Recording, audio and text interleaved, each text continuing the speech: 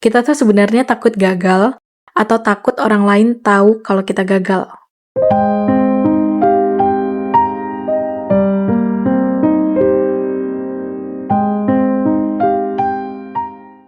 Pertanyaan ini kelihatannya simpel ya, tapi kalau dipikirin lebih dalam, jawabannya bisa bikin kita agak diem.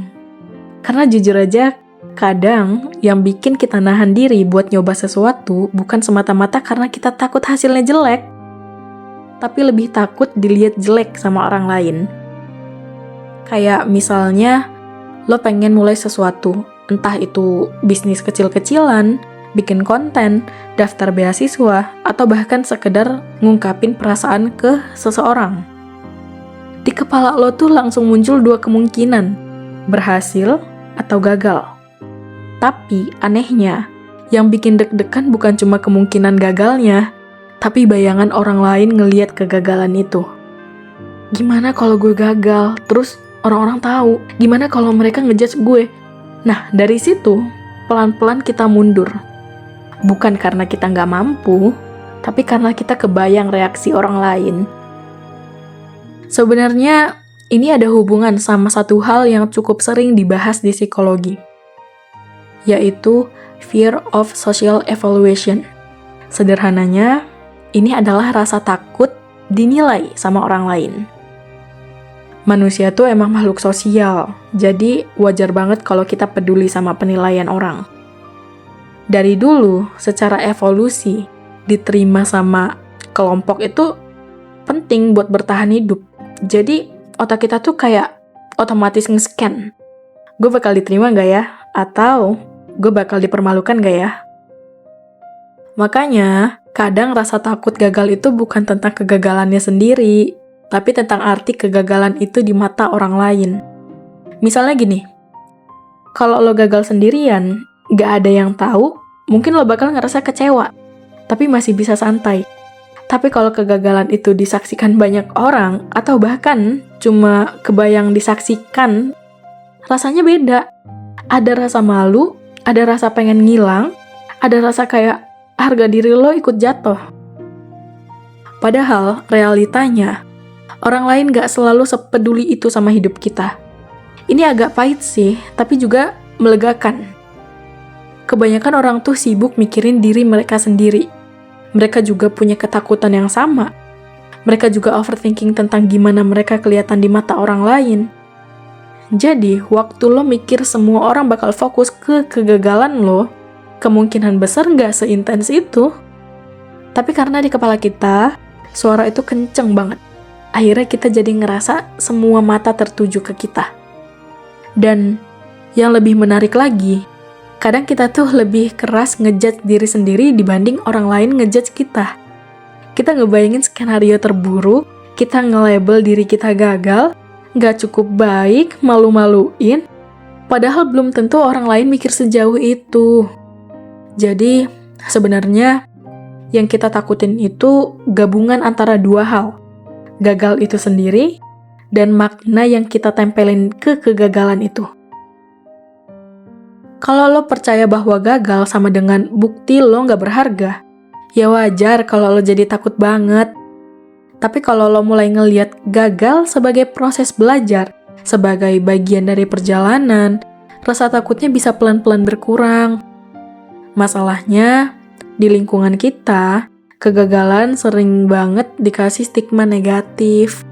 Dari kecil kita diajarin buat jangan salah, harus bener, harus berhasil.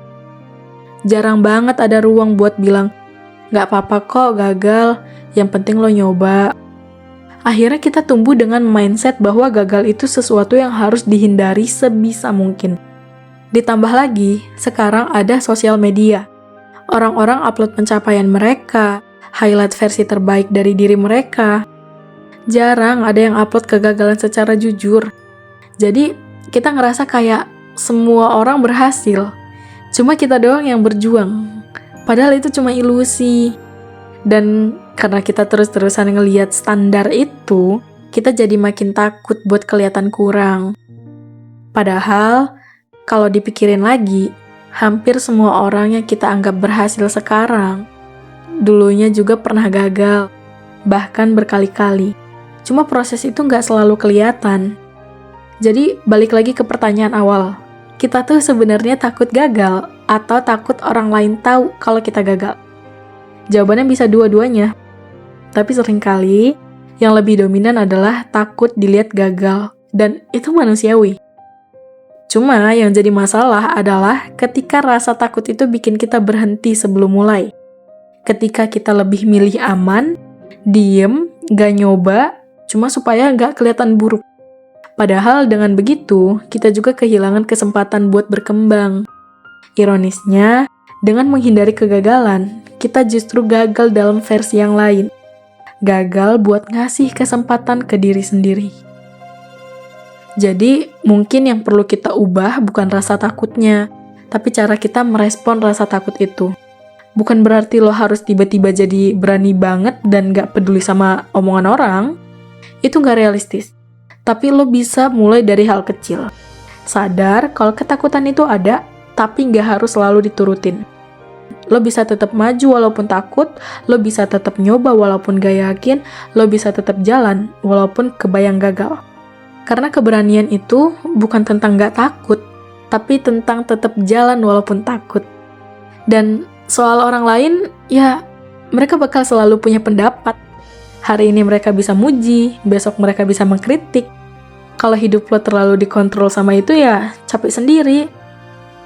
Karena pada akhirnya, yang paling lama hidup sama hasil keputusan lo adalah lo sendiri, bukan mereka. Jadi mungkin lain kali pas lo ragu buat nyoba sesuatu, lo bisa tanya ke diri lo sendiri. Gue lebih siap mana? Gagal dan belajar? Atau gak pernah nyoba dan terus kepikiran? Gak ada jawaban yang sepenuhnya nyaman. Tapi biasanya penyesalan karena gak nyoba itu lebih lama nempelnya dibanding rasa malu karena gagal.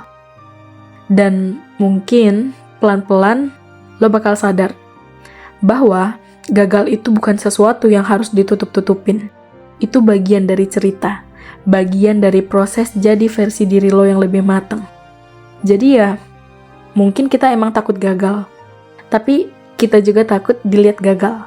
Dan di antara dua ketakutan itu, kita punya pilihan, mau diem atau tetap jalan. Dan kadang, satu langkah kecil aja udah cukup buat ngebuktiin ke diri sendiri. Kalau ternyata kita lebih kuat dari yang kita kira.